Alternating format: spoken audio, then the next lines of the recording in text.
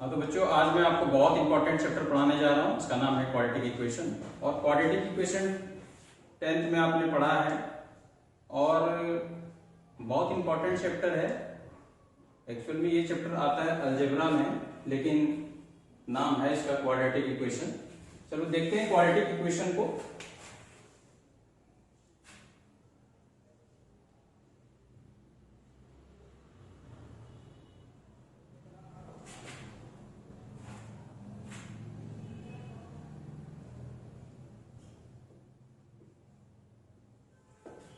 इसे हिंदी में बोलते हैं द्विघात समीकरण।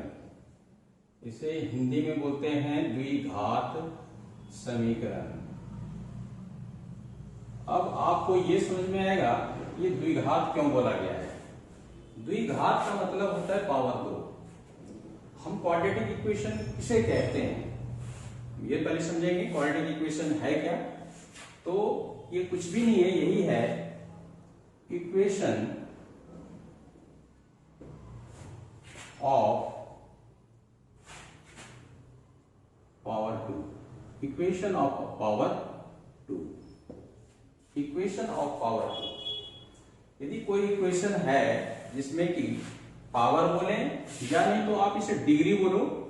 डिग्री बोलेंगे तो ज्यादा अच्छा रहेगा। ऑफ डिग्री 2 हम बोलेंगे इसे क्वाड्रेटिक इक्वेशन। जैसे कि मैंने कोई इक्वेशन लिखा x² + 2x + 3। आपने क्या देखा, यहां पर x का डिग्री मैक्सिमम डिग्री क्या है, यहाँ पे x का मैक्सिमम डिग्री क्या है, 2 है।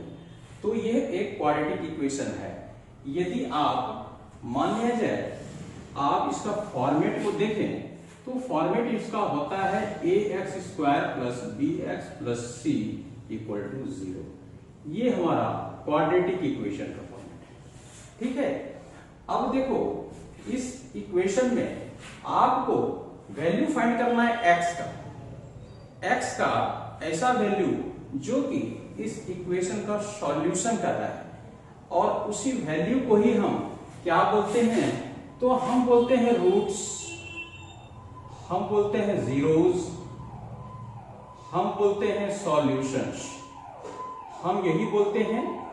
अब देखो यदि हमारा डिग्री 2 है, यदि हमारा पावर 2 है, ये क्वाड्रेटिक इक्वेशन है, तो इसके रूट्स कितने होंगे, देख लो आप। रूट्स इसके कितने मिलेंगे, हमें 2 मिलेंगे।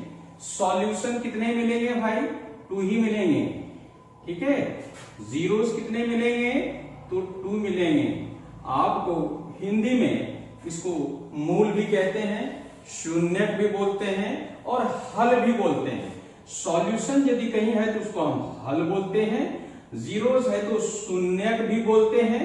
ये सभी एक ही चीज है। और रूट्स मतलब हो गया क्या, मूल। रूट आपने पढ़ा है, कंदमूल जड़ वही रूट है। और इस इक्वेशन का रूट किसमें है, तो ये रूट है कहां पे, x में। x का वैल्यू कितना वैल्यू आएगा, x का 2 वैल्यूज आएगा। तो अब देखो आपने जान लिया कि भाई क्वाड्रेटिक इक्वेशन किसे कहते हैं हम। क्वाड्रेटिक इक्वेशन होता है क्या, तो equation of degree 2। Equation of degree 2 वही कहलाता है हमारा क्वाड्रेटिक इक्वेशन। मेनली हमें इतना जानना है। अब देखो क्वाड्रेटिक इक्वेशन का फॉर्मेट आपने देख लिया, ax² + bx + c = 0। जहां आपका a should not be equal to 0, should not be equal to 0। यदि आपका a 0 हो गया, यदि a 0 हो गया तो ये कंप्लीट 0 हो जाएगा और bx + c = 0 रह जाएगा। ये क्वाड्रेटिक इक्वेशन नहीं होगा फिर हमारा। तो आप समझ लो कि जहां पर a should not be equal to 0, तो यही फॉर्मेट इसका है ax² + bx + c = 0। अब देखो, अब आपको ये देखना है कि इस इक्वेशन में रूट्स हम कैसे निकालते हैं। रूट्स हम कैसे निकालते हैं, जीरोस कैसे निकालते हैं, सॉल्यूशन कैसे निकालते हैं, अब हमें ये जानना है। अब देखो यदि हमने मान लिया जाए, लिख दिया आपका ax² + bx + c = 0। अब मान लिया जाए a से हमने यहां भी डिवाइड कर दिया, इधर भी कर दिया, यहाँ भी कर दिया, तो यहाँ भी करना ही पड़ेगा, आपको पता ही है।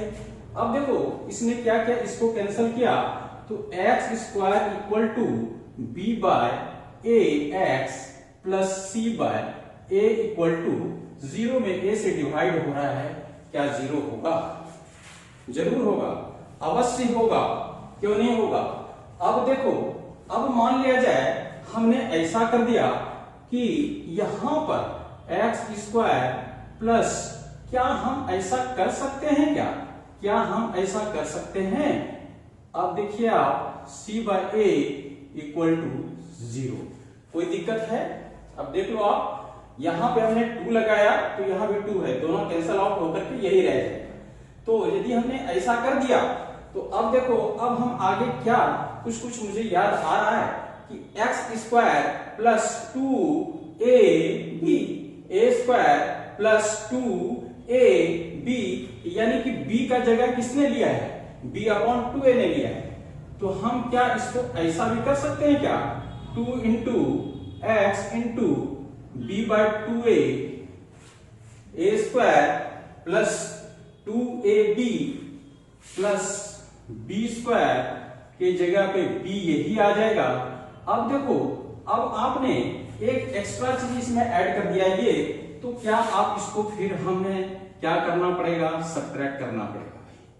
और अब आप देख लीजिए, क्या हमने इसको ऐड किया तो सेम चीज को हमने क्या कर दिया? सब्ट्रैक्ट कर दिया, हमारा चीज यही रह गया, जो चल रहा था वही रह गया। अब देखो, क्या हम ऐसा कर सकते हैं क्या? A square plus 2ab plus b square, क्या यहां से यहां तक को हम, यहां से यहां तक को हम क्या a प्लस बी का होल स्क्वायर के आइडेंटिटी पे ला सकते हैं क्या? तो a के जगह पे क्या है? x है, और b के जगह पे क्या है? ये b by 2a, b upon 2a है। हमने इसको स्क्वायर कर दिया, minus b square by 4a square plus c by a equal to 0। यहां तक तो आपने समझ लिया होगा, यदि कोई दिक्कत है तो बताओ। क्या a square plus 2ab plus b square, क्या हम इसको लिख सकते हैं a प्लस b का होल स्क्वायर? और जो चीज था पहले से उसको हमने रहने दिया। अब देखो, अब यदि हम आगे बढ़ते हैं तो क्या x plus b upon 2 by a का होल स्क्वायर इक्वल टू क्या होगा? ये सब उधर जाएगा, तो ये उधर जाके ये तो कहलाएगा ही, और इसका साइन क्या हो जाएगा? माइनस। अब हमारा कुछ ऐसा है कि अब देखो, यदि हमने स्क्वायर को हटाया तो x plus b upon 2a equal to क्या हो जाएगा? ये b square upon 4a square minus c by a। क्या ये सही है? अब आप देख लो कि यहां पर यदि हम इसको सॉल्यूशन इसका करते हैं तो यहां पर हम पाते हैं इन दोनों का एलसीएम 4a स्क्वायर, और इससे हमने यदि डिवाइड कर दिया तो b स्क्वायर, इससे डिवाइड कर दिया तो हमारा 4a, a से एक कैंसिल हो गया, 4a c हो गया, ये तो यही रहेगा। अब देखो x plus b upon 2a बराबर हमारा ये आ रहा है। क्या अब हम ऐसा यदि कर लें, यदि हम इस पर, ये क्या है? स्क्वायर रूट है, तो ये square root x plus b upon 2a बराबर ये square root b square minus 4ac पे भी है, और नीचे भी ये स्क्वायर है 4a स्क्वायर पे। अब देखो, आप यहां पे b स्क्वायर माइनस 4ac का यदि रूट निकलता है, यदि इसका रूट निकलता है तो आपको पता है, यदि x स्क्वायर बराबर 3 to 4 कर दें तो x का वैल्यू प्लस माइनस 18 होगा, x स्क्वायर इक्वल टू 1024 कर दें तो x का वैल्यू प्लस माइनस 32 आएगा। क्यों? क्योंकि रूट से जो भी चीज बाहर आता है वो प्लस माइनस दोनों में आता है। यदि उसका रूट नहीं भी निकलता है तो भी साइन तो उसके साथ प्लस माइनस ही रहेगा, यानी हम कह सकते हैं b square minus 4ac under root plus minus में रहेगा, और 4a स्क्वायर का आपका क्या हो गया? 2a। अब देखो x plus b upon 2a का हमारा क्या आया, plus minus b square minus 4ac under root upon 2a। अब देखो x हमें निकालना है x का वैल्यू, यानी हम रूट निकालेंगे तो x इक्वल टू क्या हो जाएगा, ये उधर चला जाएगा तो ये माइनस में आ जाएगा और ये तो वैसा ही रहेगा माइनस 4ac अपॉन 2a। अब आप देख लो ये 2a सेम है तो minus b plus minus b square minus 4ac under root upon 2a हमारा x यानी कि रूट निकालने का एक फॉर्मूला तैयार हुआ, एक आइडेंटिटी बनके तैयार हो गया। अब आप समझ लो कि ये एक मेथड है रूट्स निकालने का, एक मेथड है रूट्स निकालने का, और आपको ये बुक में मिलेगा 10th क्लास के बुक में ये फॉर्मूला है दिया हुआ। जब आप फॉर्मूला मेथड से रूट्स निकालेंगे, रूट्स निकालने के कई मेथड आपने पढ़ा होगा, फॉर्मूला मेथड पढ़ा होगा, फैक्टराइजेशन मेथड पढ़ा होगा। तो अब आप ये देख लो कि रूट्स x क्या है, रूट है। अब रूट कितने होते हैं मैंने बता ही दिया, यदि डिग्री 2 है तो रूट्स कितने होंगे, 2 होंगे। मान लिया जाए कोई quadratic equation ax square plus bx plus c equal to 0 है। मान लिया जाए इसका एक रूट अल्फा है, एक रूट बीटा है। मान लिया जाए एक रूट अल्फा है, एक रूट बीटा है। तो अल्फा निकालने के लिए हम क्या करेंगे, अल्फा यदि निकालना है तो ये माइनस बी तो फिक्स है, लेकिन यहां पर एक प्लस में है और दूसरा माइनस में है, तो आप इसको फिक्स रखना। प्लस वाले को दे करके b square minus 4ac under root upon 2a हो गया। और यदि बीटा निकालना है यानी दूसरा रूट निकालना है तो माइनस बी को फिक्स रखना है। प्लस वाला हमने ले लिया, अब हमें माइनस वाले को लेकर के यहां पे सेम चीज रहने देना है, और आपका यहां भी क्या हो गया, 2a हो गया। यानी कि आपका दोनों रूट निकल गया, एक रूट अल्फा निकल गया और दूसरा रूट क्या निकल गया, बीटा निकल गया। आपको यदि रूट्स निकालना है तो इस मेथड से आप निकाल सकते हैं, और अल्फा बीटा यही है। यहां तक मुझे पूरी उम्मीद है कि आपको समझ में आया होगा। अब हम आगे देखते हैं कि यदि हमारे पास क्वाड्रेटिक इक्वेशन है ax square plus bx plus c, ax square plus bx plus c equal to 0, ax square plus bx plus c equal to 0। अब देखो c क्या है, कांस्टेंट टर्म है, और a क्या है, x स्क्वायर का कोफिशिएंट है। a क्या है, x स्क्वायर का कोफिशिएंट है, b क्या है, x का कोफिशिएंट है। अब देखो हमारा अल्फा और बीटा दोनों निकल गया है।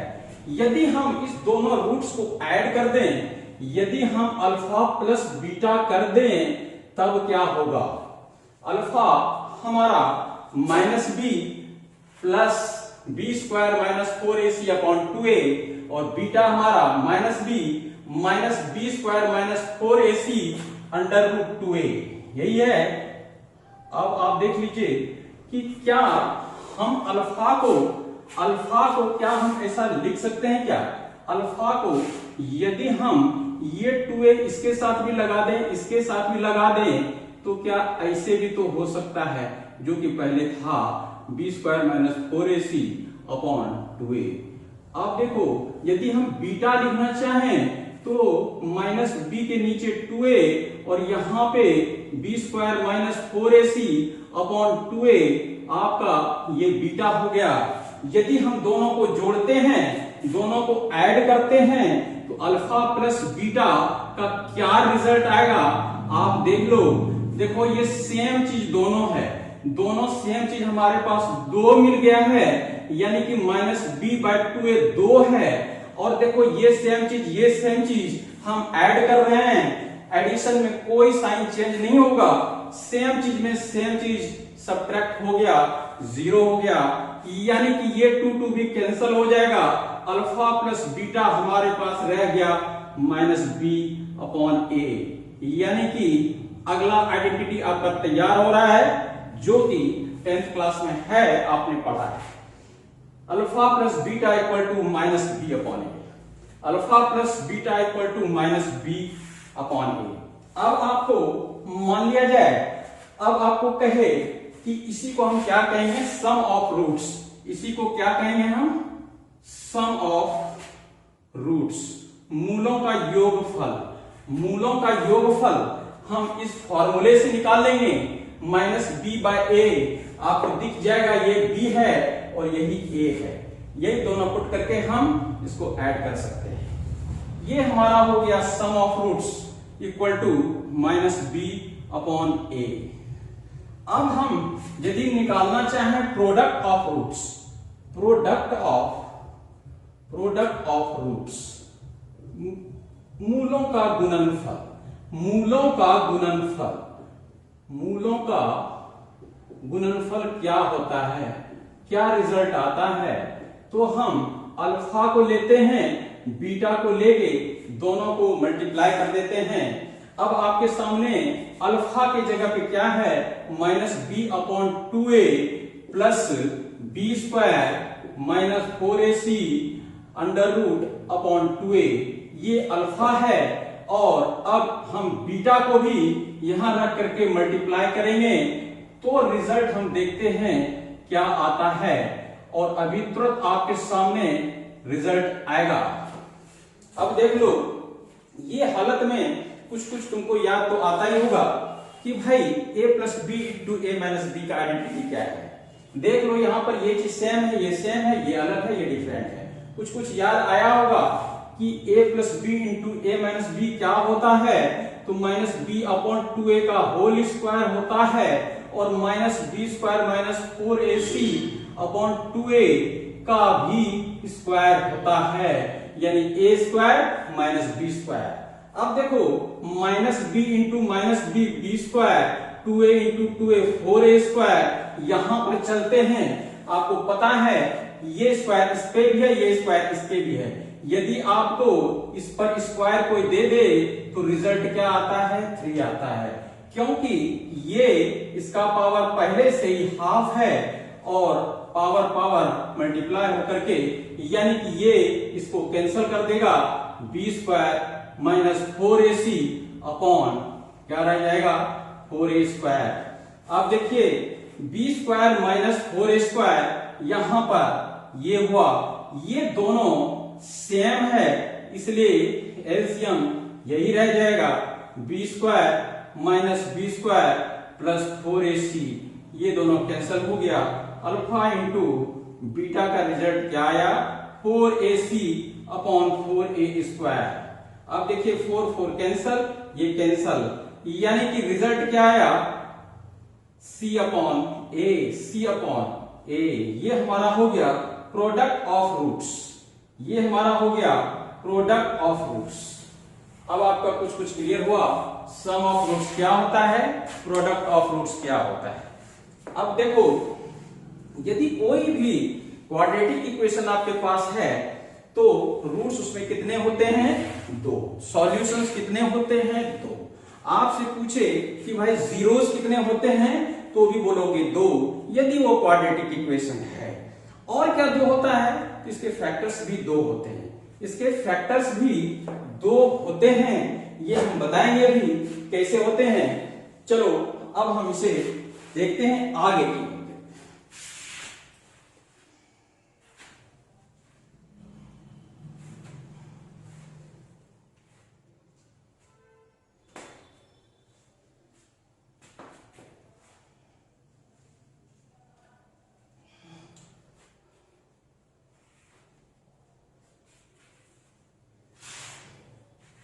बहुत बढ़िया चैप्टर है, बहुत इजी चैप्टर है, आपको समझ करके आगे चलना है, आपको हर चीज मिलेगा, कहीं से कोई घबराने की बात नहीं है, आपको कहीं से कोई घबराने की बात नहीं है।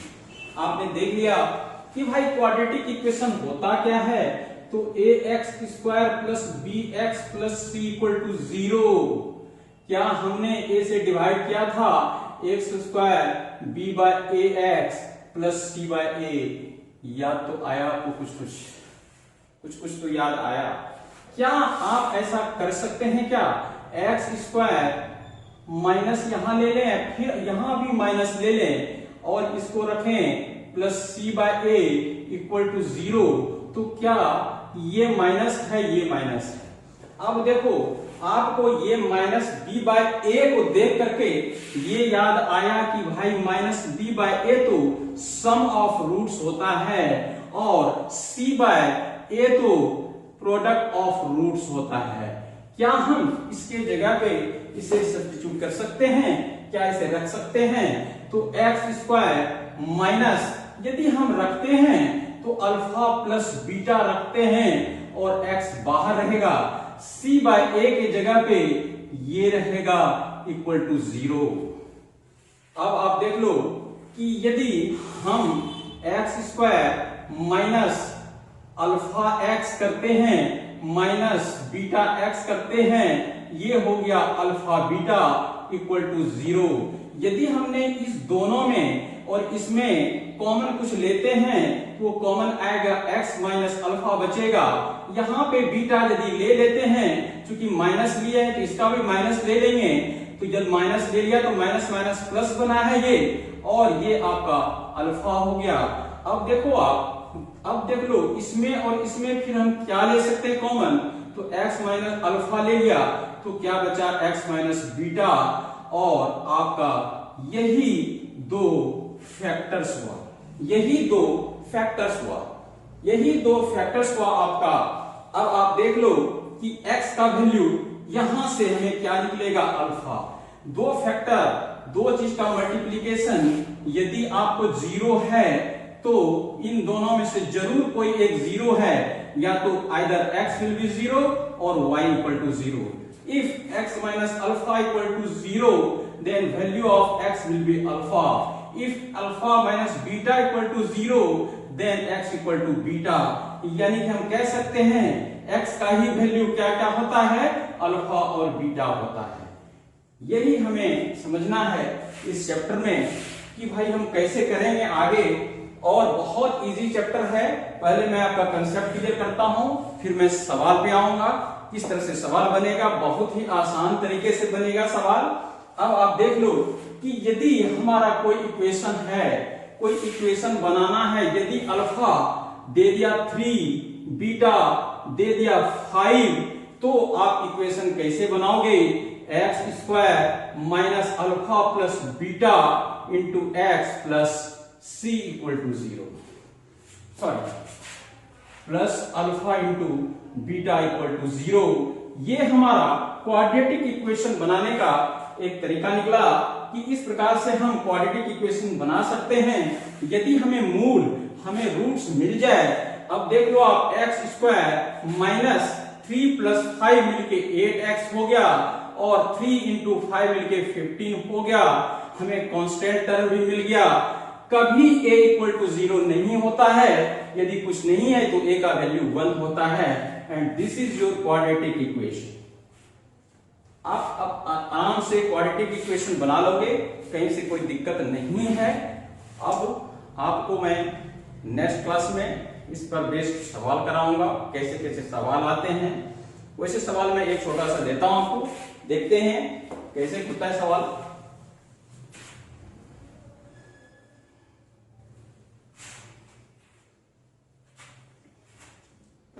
अब यदि सवाल आपको दे दे, सवाल एक मान लिया जाए, मैंने लिखा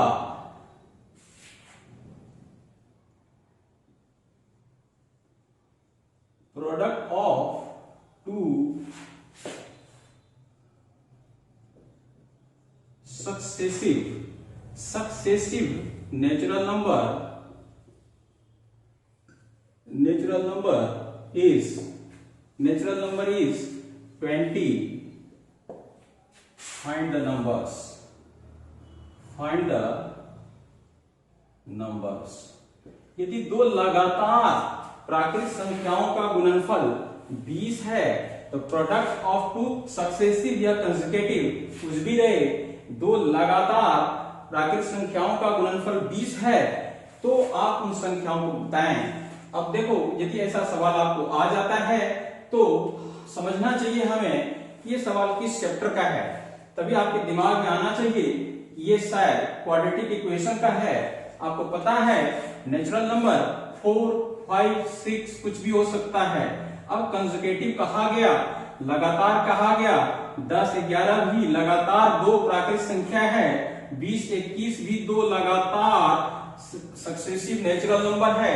कहता है दोनों का प्रोडक्ट। आपने क्या देखा, एक यदि 10 है तो दूसरा 11 है, यदि एक x होगा तो दूसरा क्या होगा x + 1। क्या प्रोडक्ट मतलब तो यही होता है, और ये दे दिया है आपको 20। अब देखो x² + x, ये 20 को इधर ले आएंगे तो देख लो एक क्वाड्रेटिक इक्वेशन बना दी, क्वाड्रेटिक इक्वेशन बना दी, बन गया क्वाड्रेटिक इक्वेशन। अब इस क्वाड्रेटिक इक्वेशन में आपको x का वैल्यू निकालना है, तो x का वैल्यू निकालने के लिए तो बहुत सारा मेथड है। आपको अभी मैंने बताया फॉर्मूला मेथड, जिस मेथड को आप अप्लाई करना चाहते हैं कर सकते हैं। अब देखिए यहाँ पे तो आप ये जानते ही हो बहुत आसान तरीका है, क्योंकि मिडिल टर्म को हमने स्प्लिट किया, और ये मेथड कौन सा हो रहा है, फैक्टराइजेशन मेथड। क्योंकि इस मेथड को फॉलो कर रहा है फैक्टराइजेशन मेथड। फैक्टराइजेशन मेथड सबसे आसान मेथड है, और कंप्लीट स्क्वायर मेथड वो भी अच्छा मेथड है, लेकिन आपको फॉर्मूला मेथड से भी प्रॉब्लम आ सकता है। आपको जानना है सारा फॉर्मूला मेथड भी जानना है, फैक्टराइजेशन मेथड भी जानना है, कंप्लीट स्क्वायर मेथड भी जानना है। तो यदि हम यहां से करते हैं तो x + 5 आता है। अब देखिए माइनस इसमें भी है, माइनस हमने निकाल दिया तो हमारा ये हो गया x + 5 x - 4 = 0। देखिए दो फैक्टर तैयार हो गया। जैसा कि हमने कहा था कि ये तो क्वाड्रेटिक इक्वेशन है, इसमें कांस्टेंट टर्म -20 है, b के जगह पे कुछ नहीं है तो 1 है, a के जगह पे कुछ नहीं है तो क्या है, 1 है।